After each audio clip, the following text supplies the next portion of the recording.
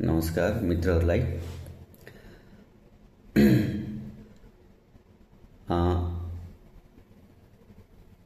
JNG पुस्तालाई सलाम। जे भयो नि जेएनजीको सिफारिसमा सरकार गठन भएको छ, आन्तरिक सरकार मन्त्रीहरू आउनु भएको छ। सबलाई स्वागत छ, बधाई पनि छ कार्यकालको।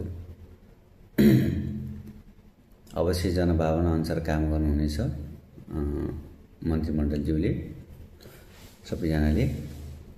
आउने मन्त्रीमण्डल पनि सक्षम भएर आउनुहुन्छ पक्कै पनि।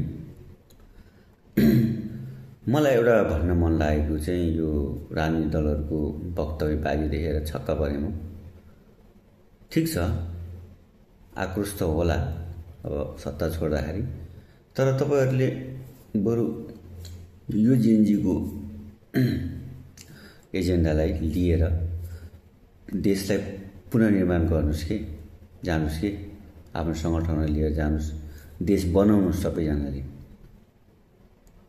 मिलेर, हैन? अपराधीहरू समात्ने, सम्पत्ति छानबिन गर्ने वर्ष त्यो गर्दै जाउँला, हैन? त्यो हुँदै जान्छ, कानुनले गर्छ। तपाईहरूले चाहिँ यो गगन थापाहरू, योगेश भट्टराईहरू, 7-8 पार्टी कता के सुनिरहेको थिएँ मैले, हेरिरहेको छु।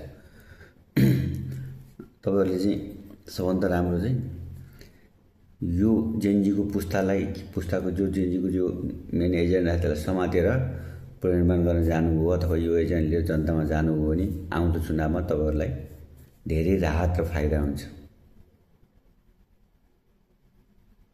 त्यसकारणले चाहिँ प्लिज तपाईहरू यो वक्तव्यबाजी सबै छोडिदिनुहोस्, देश निर्माणतर्फ लाग्नुहोस्, पुनर्निर्माणमा। अनि पछि पार्टी पनि पुनर्निर्माण गर्नुहोस्, किनभने जनतामा जानु छ, हैन? समय धेरै छैन। कमसेकम जेएनजीले एउटा इतिहास रचे, उपलब्धिलाई घुम्न दिनु हुँदैन। त्यो उपलब्धि हामी सबैको हो। तपाईहरूले पनि यो उपलब्धिहरूलाई सबलाई आत्मसात गरेर एजेन्डालाई पनि लिएर जानुहुन्छ भने जनताले तपाईहरूलाई फेरि विश्वास गर्छन् है। र हाम्रो घन्टी रवि लामिछानेज्यूलाई पनि आग्रह छ,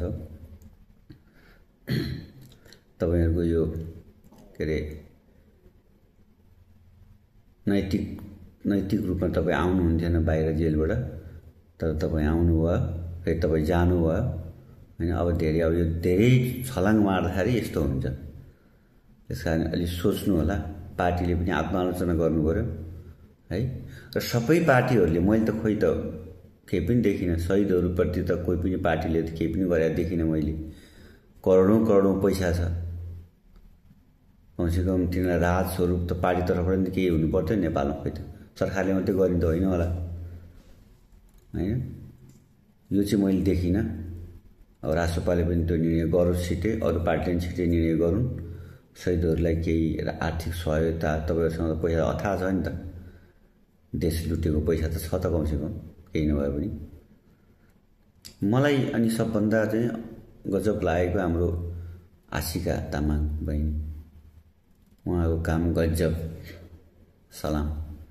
उहाँको बारेमा भोलि भिडियो बनाउँदैछु म, कृपया हेरिदिनु होला र कमेन्ट गरिदिनु होला। जे हुन्छ राम्रो हुन्छ, जे हुन्छ जेएनजीले गर्छ, नगरे पनि जेएनजीले गर्छ है। तर जेएनजीको एजेन्डा लिएर राजनीतिक दलै आउने हो आउनु चाहिँ प्लिज त्यो जेएनजीको एजेन्डालाई आत्मसात गरेर आउनुहोस्, राष्ट्र बनाएर आउनुहोस्। तपाईँहरूलाई भोट दिन्छन् जनताले। हवस् त, धन्यवाद।